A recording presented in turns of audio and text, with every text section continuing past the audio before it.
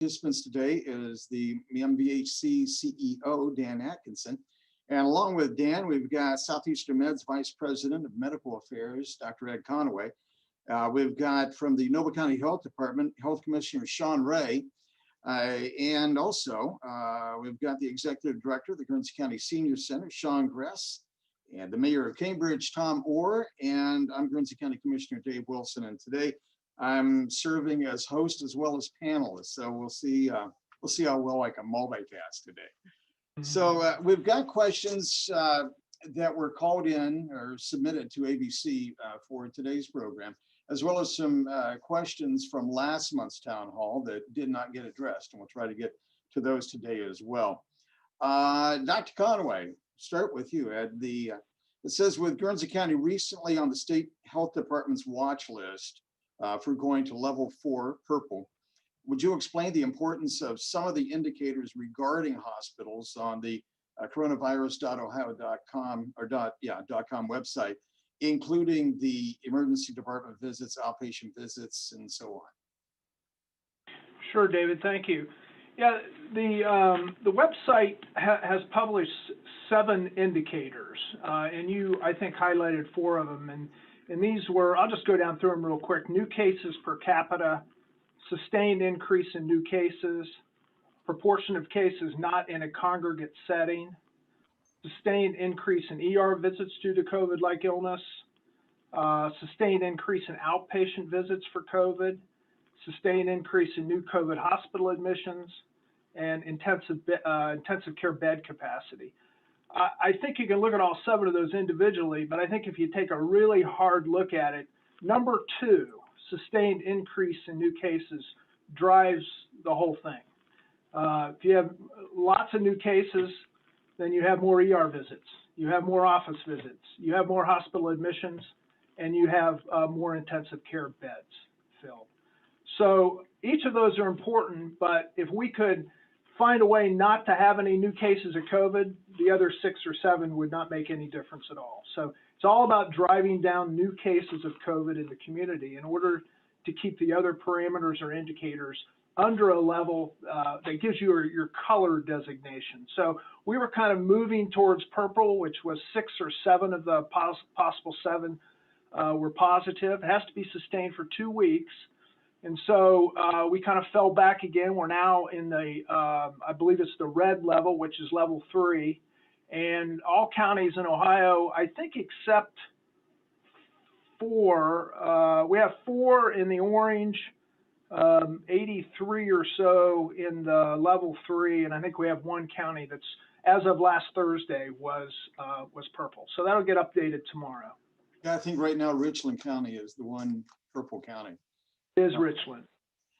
Let me ask you too, are there any long-term effects from coronavirus? Because you hear about the varying degrees of impact on the individuals, going anywhere from asymptomatic to a respirator and death. What, for someone that actually gets through the process after being seriously ill, anything long-term? Well, you know, a lot of this, David, will come out as we get months and more months into this pandemic, knowing what long-term, you know, years, et cetera, were. But most people who have coronavirus recover completely within a few weeks. And that's good. That's wonderful. But in some cases, symptoms persist for months. There are some potential viral damage to critical organs, lungs, brain, heart, that can increase the risk of long-term health problems and complications. So yes, there are. If we could just, and I don't want to jump to your next question, but I know the vaccine is on your list. And I think if you kind of weigh those two, you know, do I want to get this coronavirus or do I want to get the vaccine? I mean, the vaccine, you know, has shown some very local side effects. Same thing you get with a flu shot or any immunization. Soreness at the site of injection, fever, flu-like illnesses. But it's the same with any vaccine. You know, we didn't start long-term trials, phase 1 trials with the vaccine until July, so it's relatively new. And I know there's a lot of people that say, well, it's not been around long enough. I think we've done as much as we would normally do, not so much in the long-term side effects, but as much as we would normally do with a vaccine in order to feel comfortable with its release. We're always weighing the risks or the weight that the disease on our population has versus the side effects from the vaccine. So I just wanted to bring that up because I think you can't look at long-term effects from COVID without looking at also weighing that with the risk of getting the vaccine. So. Okay, I appreciate you two putting those two items together too. Sean Ray, and welcome. Thanks for joining us today. Appreciate you there from Noble County as the health commissioner there.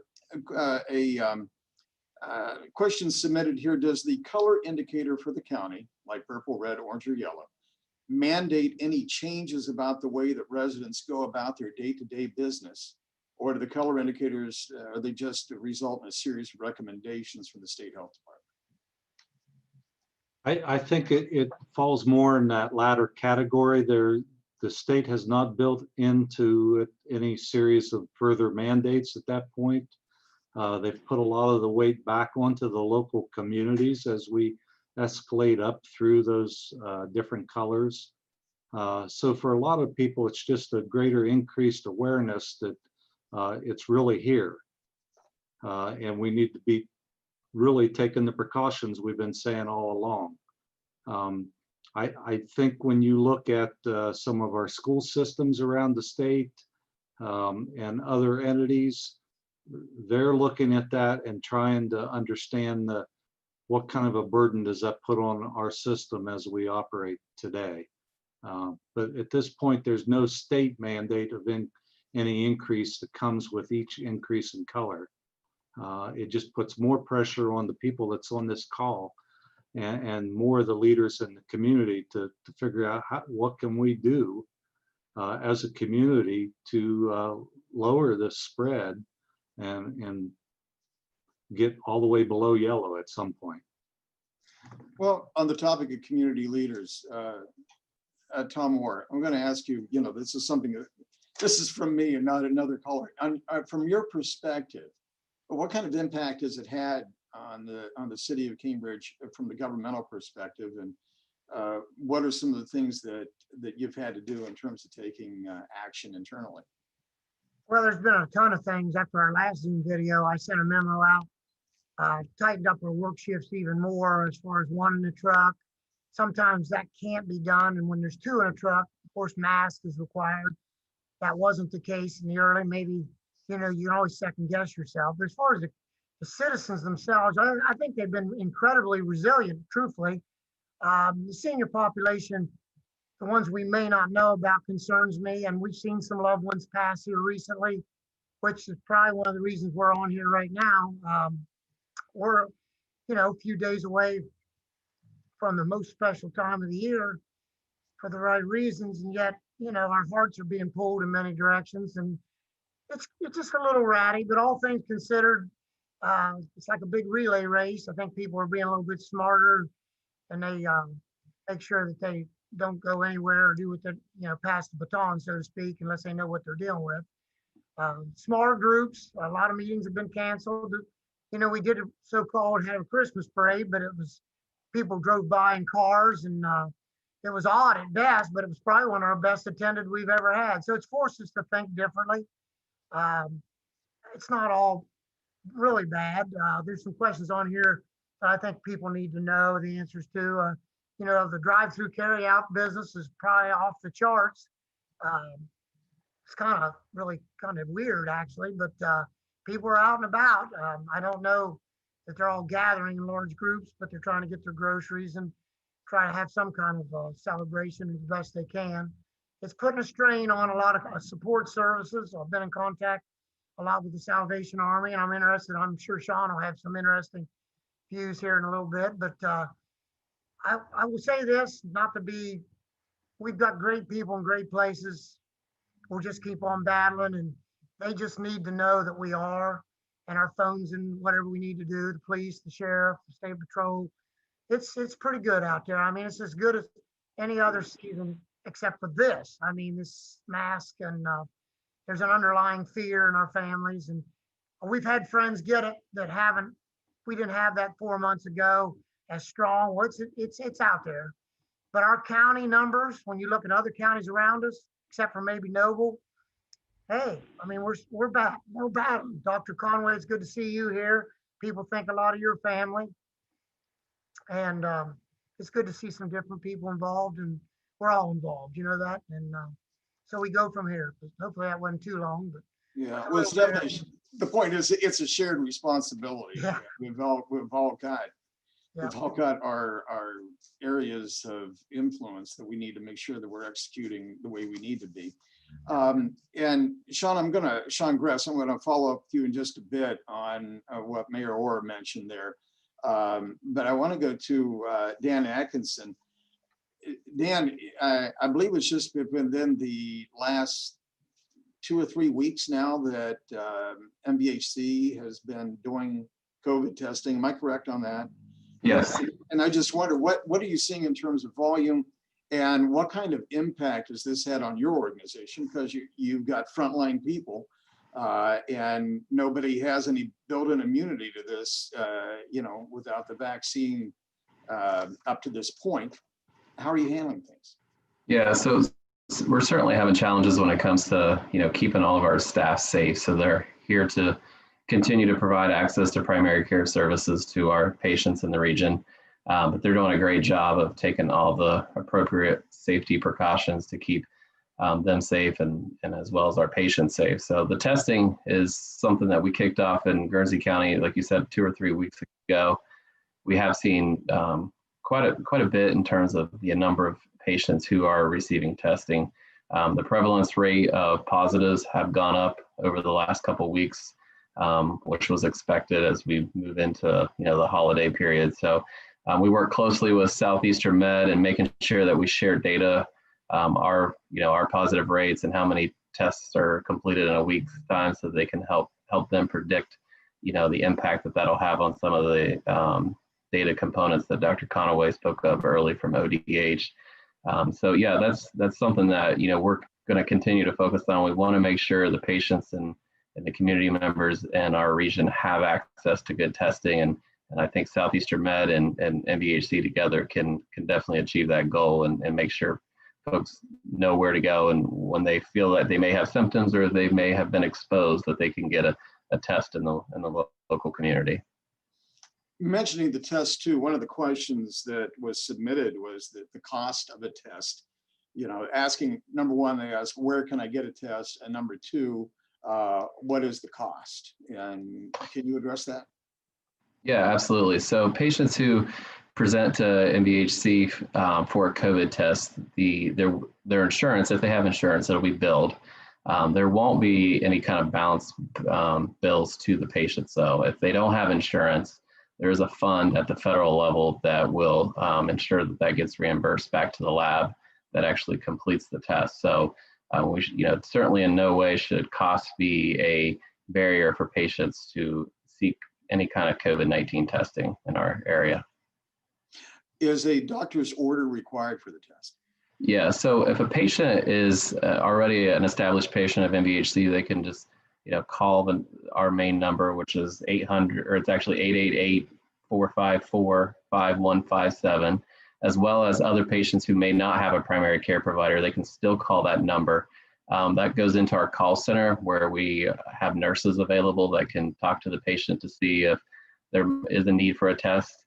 If they're symptomatic, they'll get a telehealth visit with a provider, and then that provider is able to order that test over the phone for the patient, so they don't have to come into our facility.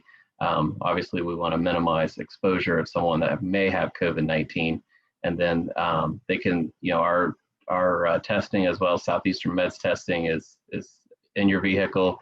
You drive up. It's very easy, simple, quick process, and so we can accommodate not only our own patients but any other patients that may not have a primary care provider. Thank you. I appreciate that. That's good to know. Yep. Now, Sean Gress, the responsibilities that you have at the Guernsey County Senior Center. We were talking the other night during your Christmas tree lighting that there are people that are under the mistaken impression that the senior center isn't as busy now since you have no congregate events, but that's not quite the case. In what way, including meals and in other areas, are you having to step up through this whole process? Thanks, Dave. I think from the onset back in March, and it's hard to believe we're talking almost a year ago, a week before the governor's mandate for senior centers to close, we actually closed the senior center to the public. And just like you said, contrary to what people may think, we are actually busier than ever.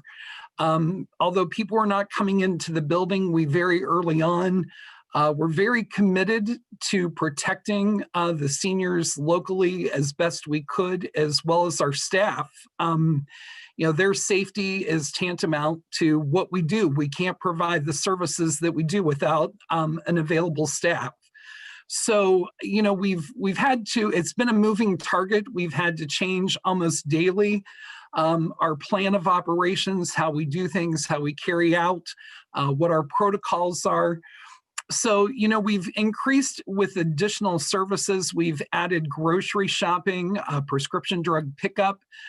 We knew early on that seniors were going to be fearful of leaving their homes. They were going to be fearful of potentially going to grocery stores.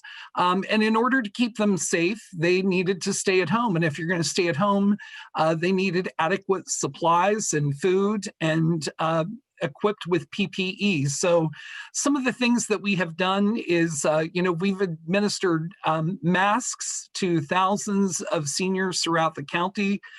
We have added, like I say, the shopping, the prescription drug pickup services. Our home delivered meals has at times quadrupled. We went from serving one hot meal a day pre-COVID to offering a 2-meal option every day. We even have meals available for the weekend. We supplied, I think it was well over 1,000 clients with a 15-day supply of emergency meals. So we had 15,000 meals, emergency shelf-stable meals that we supplied. Transportation is still in operation. It took a little bit of a dip early on when people were fearful. A lot of the doctor's offices were limiting appointments and things like that. But we have seen that increase again. So keeping the vans and the vehicles sterilized, disinfected, getting seniors to where they need to be, especially during the winter when many of them are fearful of driving in the snow or inclement weather. That transportation service is really vital as well. We continue to do wellness checks. We make probably on average anywhere from 80 to 100 phone calls a day. We've partnered with Guernsey Health Choices to a chat program that seniors can actually just to have someone to talk to. We're seeing a lot of extreme loneliness, isolation. We're seeing depression amongst a lot of our seniors, a lot of anxiety, a lot of worry, a lot of stress.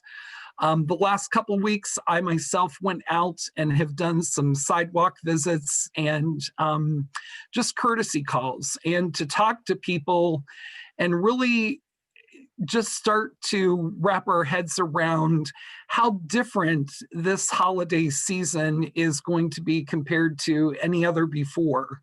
And what I hear more and more is a lot of people are going to be spending the holidays alone. And, from where I sit, that breaks your heart, but you also have to understand that that's probably one of the safest things that they can do. So you're really struggling with both sides of that situation. So one of the things that we've done to help combat that loneliness and isolation is we've prepared over 800 what we're calling blessing bags, and they're equipped with activities. They've got some treats in them. They've got an upper room, which is a Christian devotional book that's good for January and February. We're hoping it's a daily devotional that maybe it'll give them something to read, and maybe from a spiritual aspect, maybe it'll help give them some guidance and help give them some comfort through that time. So We're just encouraging families to, especially to reach out to seniors during the holidays, if it's a phone call, if it's a card, if you have to send a delivery, which we hope you've done so already, because we know things are moving a little slow in that regards. But you know, our services are very operational. We encourage seniors to take advantage of the services that we provide. You only need to be age 60 years of age or older, a resident of Guernsey County, and throughout the pandemic, that qualifies you for an automatic qualification for requesting any of our services. And all of our services are provided on a donation-only basis. And so, you know, we just continue to come up with creative new ways and ideas that we can continue to provide services, meet the needs of our seniors locally. But we can't do that alone. And we've had great community support and partnerships all throughout this process. So just, again, feel free to reach out to the Senior Center if you know of anyone who may need help or assistance. We also continue to do our grab and goes, which are lunches that are served Monday through Friday at various different locations throughout the county as well. I appreciate all that you do there, Sean, and also for the community. We all appreciate the support of the Senior Services Levy and the overwhelming support of the county in the election last month. I'll throw this one out. This one was just submitted to us online, and for either Sean Ray and or Dr. Conaway, why do you think that the numbers continue to be on the rise in southeastern Ohio? Sean, I'll be glad to go ahead. I mean, it's just a very local observation, but I still, to this day, don't think enough people take this pandemic serious enough. You can frequent any store, Respecs, Walmart, wherever you would find large numbers of people, and you'll find lots of people that don't have a mask on. I think you'll also find people that, even in my office practice, as we've discussed this week with people about their Christmas plans. I mean, I've had patients tell me they're getting together with 12 and 15 people. It's an absolute no-no in this pandemic to not wear a mask and get together with 12 or 15 people at Christmas. I mean, you're asking for trouble. It's not a mystery, David. This disease is transmitted from people that have it to people that don't have it. And if you're around people that have it, you're going to get it. It's very, very contagious. And to this day, nobody takes it serious. Little anecdotally kind of thing. I went to Breckenridge, Colorado early in this pandemic on a planned fishing trip. Plane was empty, stayed in the cabin on a nice cool stream and trout fished for 5 days. A vacation that was sorely needed with my kids.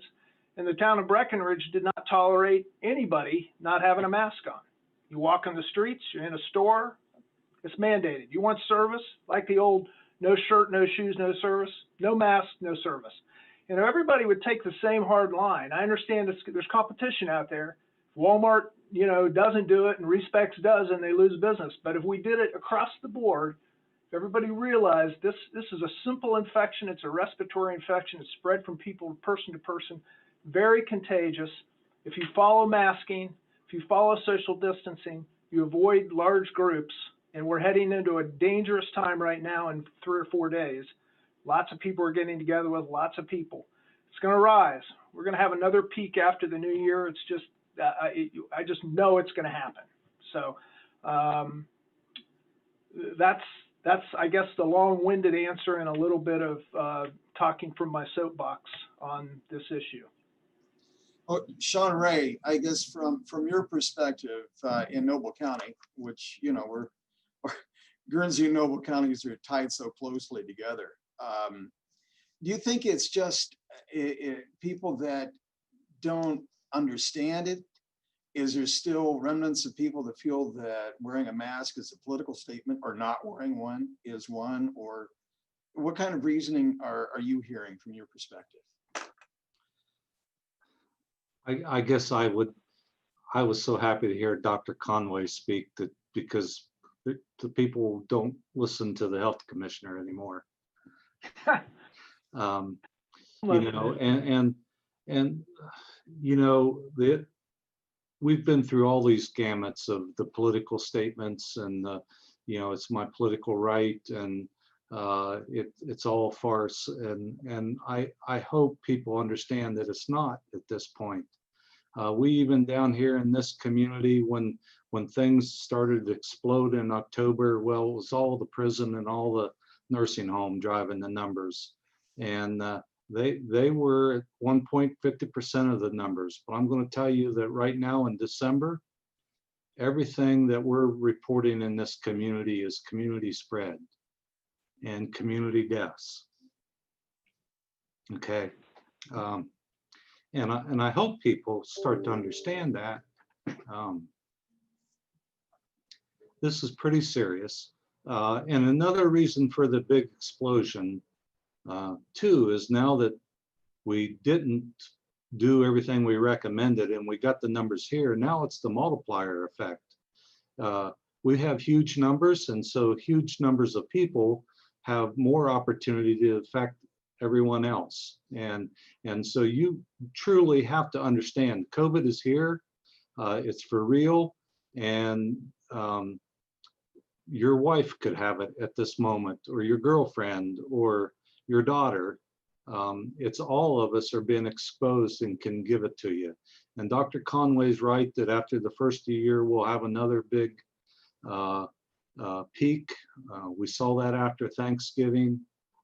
We know here in our little community of at least 3 family gatherings that ended up in you know, a significant outbreak in those families. We know of a couple other larger gatherings that got together. Unfortunately, it just feels like those of us that work in it, we're going to see that again after Christmas and New Year's, and we pray that people are a little safer and listen to the message today. So. In terms of Christmas and New Year's, ask either of you, did you see a significant spike after Thanksgiving? Oh, yeah. So obviously there's a template to follow there. So, there is. Yeah. And I guess what is particularly baffling is the fact that you have so many people that have it that are asymptomatic. They're showing no sign at all. So you have no idea whether you've got it or not, correct? Well, I think that's especially true in the younger population. And I think there's a lot of asymptomatic carriers. And there's some prediction, you know, we all warn people with chronic illness, this could be life-threatening. Some people have chronic illness, it turns out not to be life-threatening. There's a few people who are young and healthy that end up dying from COVID. There's a few of those things on the perimeter that make, you know, the absolute, if you're older and have chronic medical problems, you could die from this infection. That is true. There's no question about it. And the holiday season, you know, on December 25th may look bright and cheery, but I can guarantee you by January 15th, there's going to be some unhappy people because of choices they made. We'll just brace ourselves for that, and we'll hope and pray for the best. Got a note here that we've got from Ed McMillan telling us that if people need masks, they can contact the Salvation Army. And they advise they also have a limited supply of hand sanitizer. You can give their office a call. And that number, of course, is 740-432-7759, 432-7759. Dan, with the volume that you're incurring at your centers, is it are you finding it difficult to get everyone scheduled that needs to get in? Have you seen any serious impact that way? Yeah, our overall numbers are higher than what they would typically be this time of year. So it can be challenging at times, but with, you know, the opportunity to utilize telehealth, that has given us the ability to see more patients than we could have in the past. So at this point, we don't have any immediate concerns with not being able to meet the demand, but obviously one of the challenges that we're looking at is as we move into the first of the year, if we see the anticipated spike in number of cases along with the potential of staff being infected, that can cause a real strain on the healthcare setting. So, that's another key important aspect is we've got to work very hard to keep our healthcare workers, healthy and safe, and so they're able to treat those patients when they need care. Have you seen a significant amount of exposures and infections for your staff? We've had a fair number across the board since the onset and since March. Obviously, not a whole lot through the summer months, but within the last couple months, we've had more challenges as managing staffing levels at all of our sites. So, that's been an ongoing challenge for us at this point. Dr. Conway, I'll ask you the same thing in terms of how the effect that it's had on the staff at Southeastern Med, and also how that has contributed to wait times in your emergency department, or if that's come into play.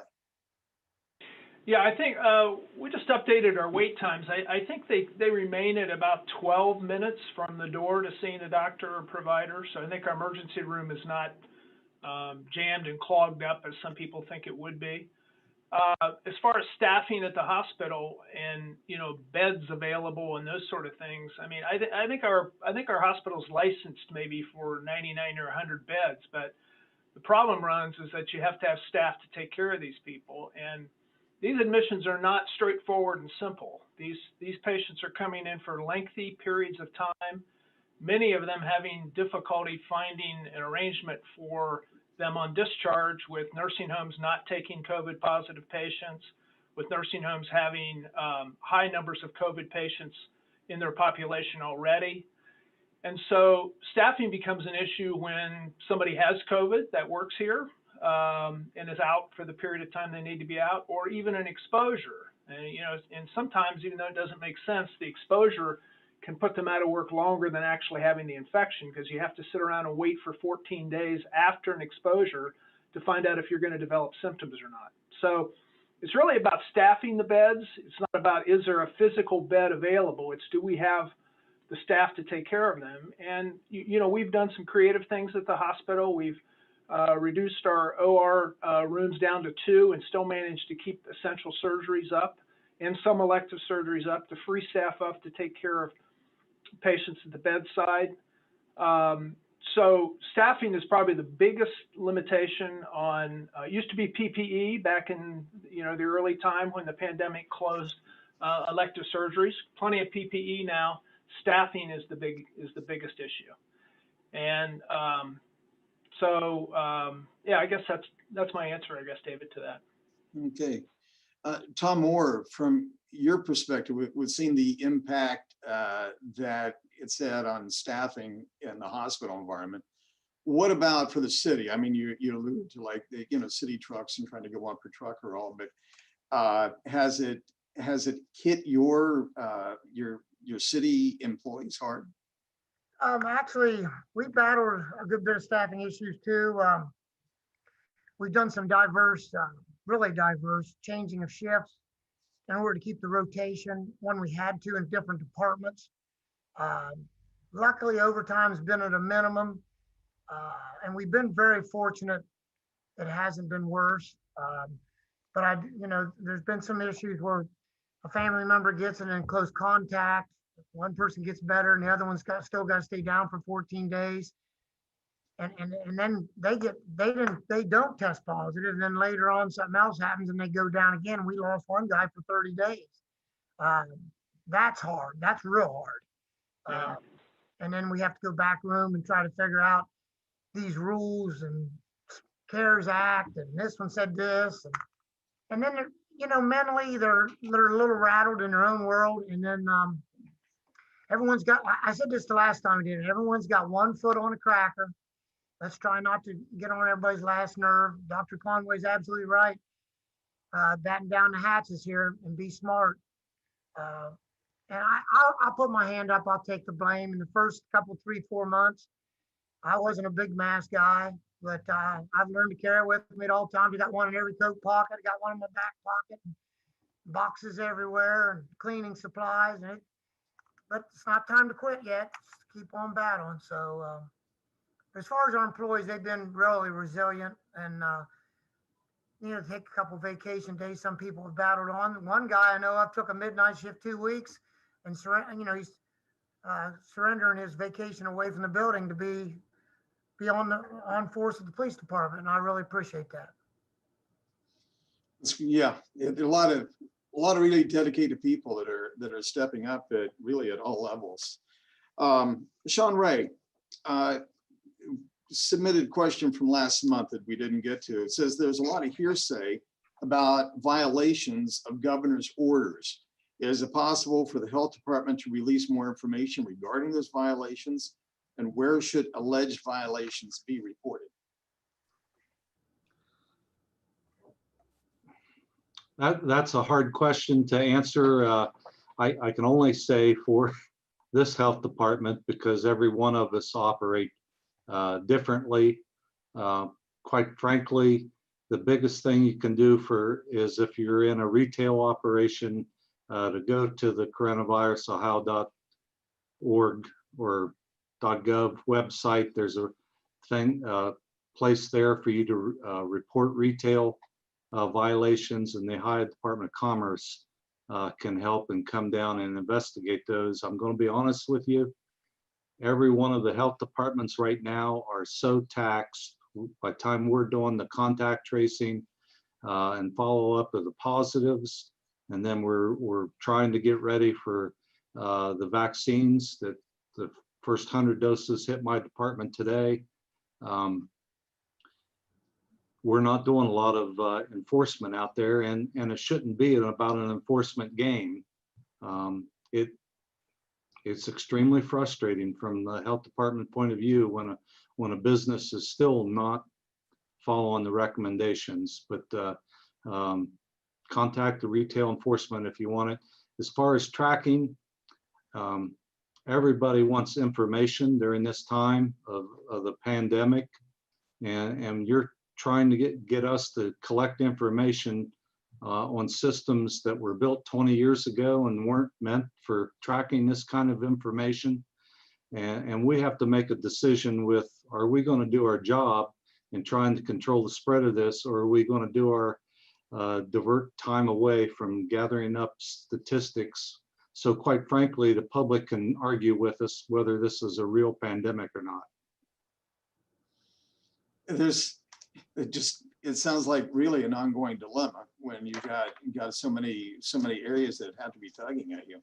How much time in Noble? I know in the Cambridge-Guernsey County Health Department, who apparently have some technical issues that have prevented them from joining us today. But I know in talking to Administrator Roseball, they're working from very early in the morning until past midnight, and contact tracing is what is really absorbing the bulk of the time. Is that similar to what you're dealing with there in terms of time commitment and the contact tracing in Noble County? I think we're choosing to cut it off by no later than 10 o'clock. That case is going to be there in the morning again, but we also have a handful of staff that's working over the weekend as well. So we're booking up a lot of overtime on certain staff, and we're fortunate. I think we have a team of 6 or 7 nurses down here on every Saturday. All of them are participating in follow-up phone calls to contacts and positives for parts of those days. Same way with most Sundays and that. But at a certain point, you have to turn the lights off and go home and recharge. And I would go back to Ed's comment too previously. I think the mental health aspect for the whole population right now is kind of a tough situation. And I can share with you that public health is struggling as well. So. And I appreciate your candor on that. And Ed, I'm going to ask both you and Dan a question here, since you're both involved in testing in your respective organizations. Of course, Southeastern Med has been doing the testing over a longer period of time. There was a caller here, anyhow, we've got a question submitted. It says, what percentage do you feel are asymptomatic from what you've seen so far? And do you feel that everyone should be tested? And I assume that means whether they have symptoms or not. So, Dr. Conway, let's start with you, Ed. I mean, I think it's probably an estimation on asymptomatic people, because you know, obviously if you don't test them, you don't know if they have it or not. So it's kind of a loaded question in a way. It could be as high as 50% of patients have little to no symptoms. I think in answer to the question, should everybody be tested? Difficult, Dave, because that test is only, you know, a point in time. So if I'm tested right now, I know right this minute I don't have it, but I could walk out in the hall or into one of our stores that don't require masking, if I can throw that in one more time, and pick up this virus and have it 6-8 hours later starting to churn in my system. So testing everyone accomplishes little to nothing. I think there's some good reasons to test people that live in-house with somebody that's positive. It sometimes will change how their duration of time they need to be out of school or away from work. I don't think testing everyone accomplishes anything. We know this is a pandemic. You know, we don't need more numbers to tell us that. But I think the majority of young, healthy people probably are asymptomatic. And I don't think there's a large value in testing everyone. I think if you have symptoms, it's okay. It's good to get tested. If you're in contact or live with somebody that has symptoms or been in contact with somebody, then I think if you get symptoms, it's worth testing. Otherwise, quarantining for 14 days and waiting for the symptoms to see if they come or not is the best plan of action. Well, and that rings true with what you're saying, that it is just a point in time, and you don't want to give any, I guess, false sense of security. Dan Atkinson, from your perspective, what's it been like in terms of percentages? Yeah, that's hard to answer. I don't know that off the top of our head as far as how many asymptomatic patients have tested positive. I would echo what Dr. Conaway says. I think it's a hard number to really determine. And then as far as testing everyone, I think the most important aspect of testing is essentially the positive. The negative really doesn't tell you anything, because it just confirms you are negative at that point in time. And like he communicated, that can change very quickly. So I think the only benefit of testing is to educate yourself around the fact that if you are positive, then you need to take the proper precautions to protect, you know, everyone around you.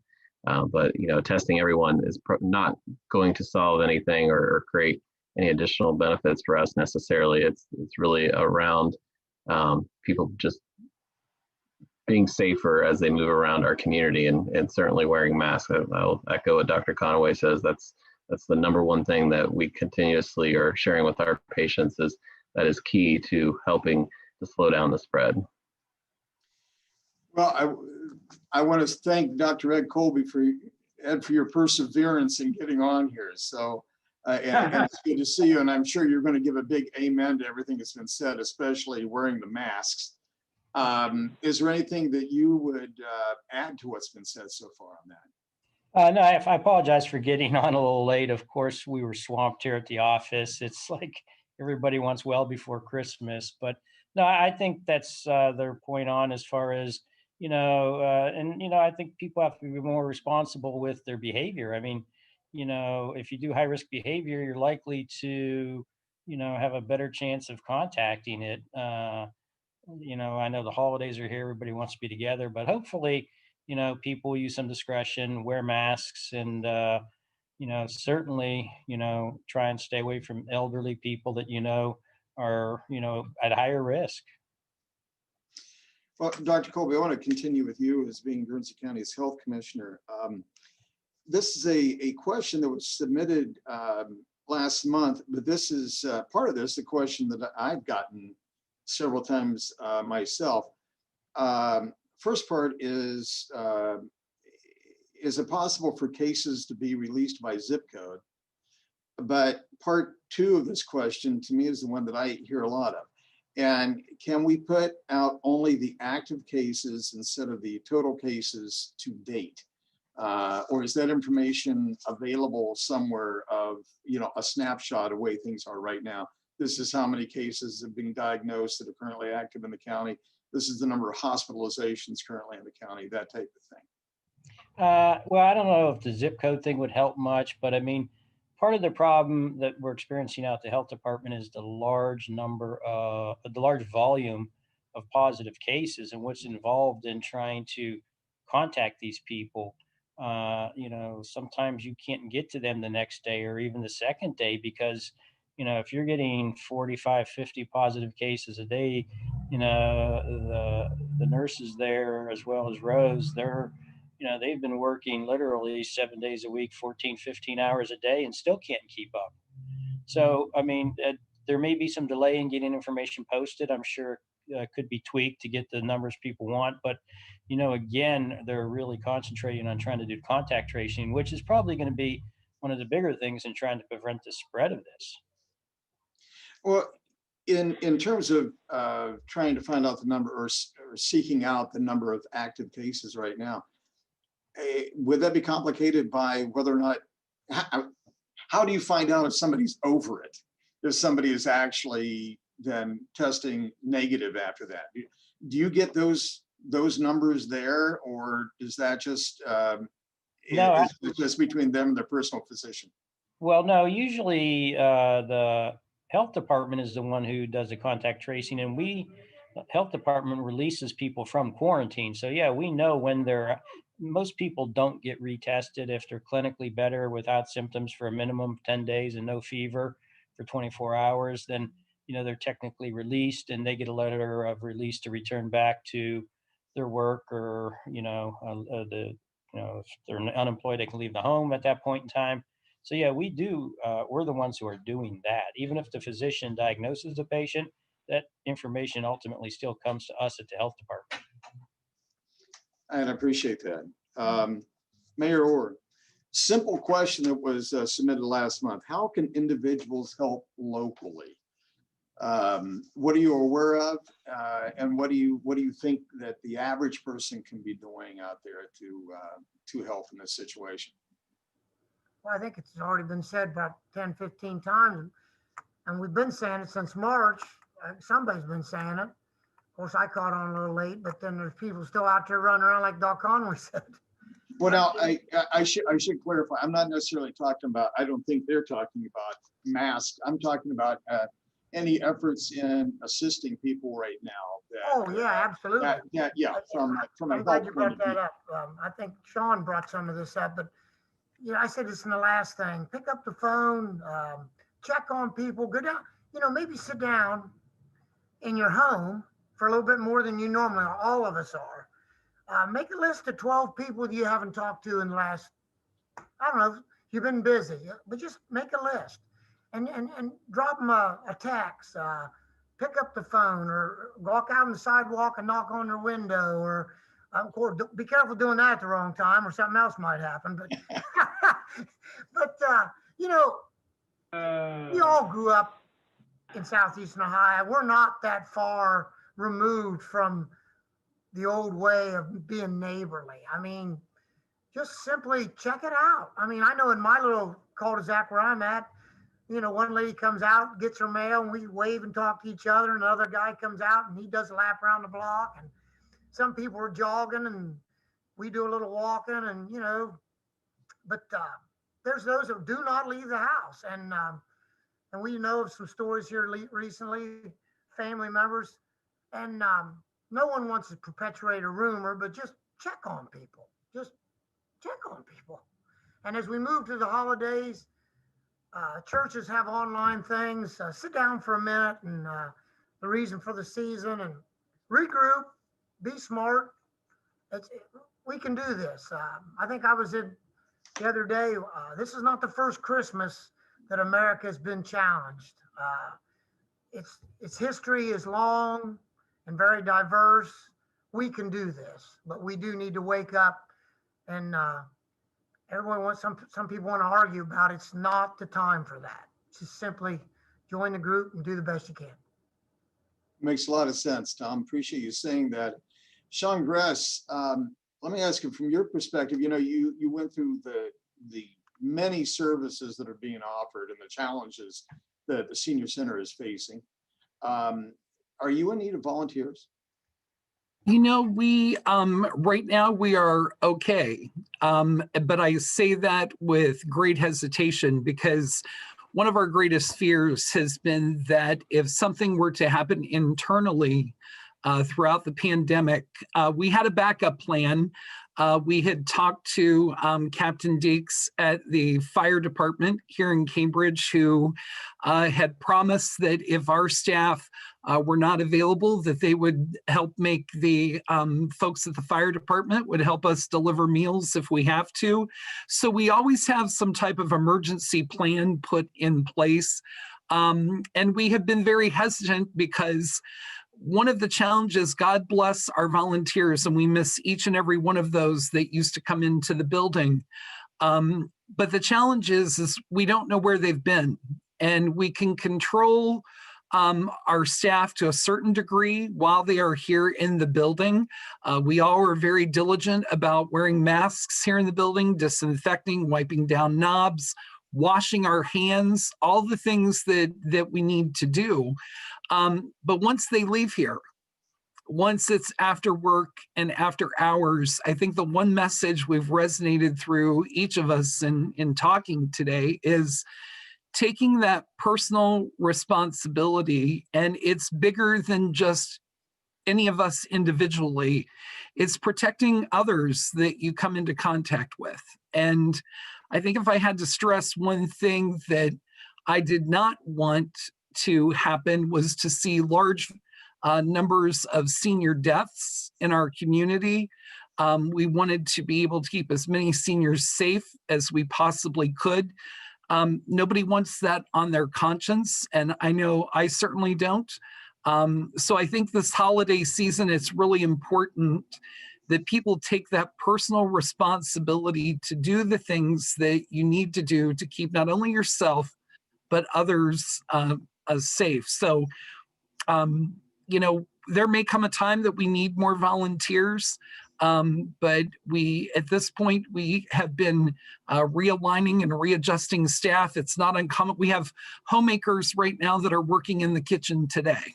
So we're all just doing what we have to do. God bless my staff. They are a phenomenal group of people that every day go out. They put their health at risk, like many home health care providers. And I just can't thank them enough for the work that they do. Thanks, Sean. And on the topic of food, Dr. Colby, one question that was submitted is, let's see, try to find it again. Here we go. Is there any danger in ordering food and picking it up at the drive-through? I mean, the chances of, how the person has handled the order, or how they've handed the bag to you, or whatever the case may be. No, I really think that's a minimal concern. I mean, obviously, most of the places they're wearing masks and gloves, and then once you get your food, you should sanitize your hands before you eat it. Make sure you wash your hands well, and I think you'll be fine, because it's an aerosolized spread virus. It's not like it's going to be on your food. You're going to eat it and get it. So, I just think once you get the bag, sterilize your hands before you're ready to eat. Wash your hands. I think you should be fine. I think we need to support our restaurants. They're having a tough time right now, and I think if we can help them out, that would be great. That's a very good point. And just for what it's worth, especially if you're picking up an order at a restaurant that typically has table service, you got servers that are not getting tips like they did once upon a time. And I'm sure, even on a takeout order, make sure you think about those folks too, because they're in there working for all of us right now. I want to ask Dr. Conway here, and I think I've heard this question asked before, but does the total tested reflect the number of people who are actually presenting symptoms, or is that also, what impact is the number of people being tested, I guess, when we see the numbers? Is any of this inflated because more people are being tested? Not sure I understand your question, David, but I mean, just as I think back on who we've tested, I mean, certainly people that are symptomatic, but we're also testing some contacts of people that are symptomatic. And in some cases, I think we've even gone to the point of patients just want to know. And so again, back to that point in time statement a little while ago, I mean, I think we test them and either we tell them at this point in time they don't have it, or at this point in time they do have it. I think for a fairly recent exposure, I would certainly encourage people to wait a few days and see if they develop symptoms, because I don't think you're going to test positive in minutes to hours after being in contact with somebody. But I think you put your guard up, you look for symptoms of early infection, and get with your healthcare provider and see if testing is appropriate. I think that answers your question. Not sure. I think that's close, and I think maybe they were going for, are we seeing more cases because testing is being done more aggressively, I guess, right now. But I don't know if that's correlate, if one correlates to the other or not. I'd like to go ahead and speak to that real quick. Sure. Yeah, please. I mean, I think the majority of people we're testing are symptomatic, like Dr. Conway said, and certainly, some people do want tested. They're going to go see mom or dad for the holidays, and they want to make sure they're negative before they enter the household. But I think you just have to look at the sheer number of patients that are hospitalized. I mean, the hospitals are just overwhelmed. So that just tells you there's a lot of positive cases out there compared to the number of negative cases. I mean, we're testing a lot, and I think we're seeing a lot of positive people, and it's evidenced by what's going on across the country. I mean, hospitals are in a crisis situation. It's, this vaccine can't come soon enough. And I appreciate you coming in with that, Dr. Colby. We're down to our last minute and a half or so. And before we wrap up, Dan Atkinson, just wanted to talk to you about, your physical presence of MVHC in Cambridge, and on a daily basis, I drive past your building. Can you, in 60 seconds or less, can you give us kind of a status report of how things are coming together from the Muskingum Valley Health Centers? They're coming along very well. We're excited to announce that we'll start seeing patients at our new facility on January 25th.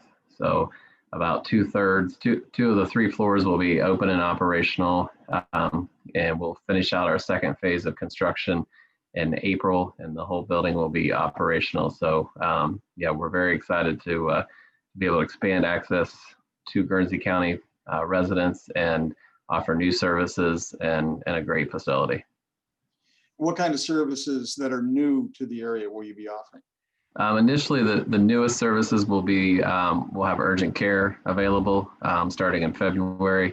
And then we're partnering with Southeastern Regional Medical Center to offer imaging services at that location as well. And then we also will be offering medication-assisted treatment program for opiate-addicted patients. And so that'll be kicking off in phase 2 in April, which is a service we have seen grow dramatically, at least the need for that service in the last couple of years. And so we'll be able to expand our ability to provide that treatment for patients who are struggling with addiction. Well, Dan Atkinson, CEO of MVHC, I appreciate you being on and your sponsorship of the program. And also our thanks to Dr. Ed Conway, Dr. Ed Colby, Mayor Tom Orr, Sean Gress, and Sean Ray. And God bless you all, and Merry Christmas. Thanks a lot. Thank you. Same to everybody.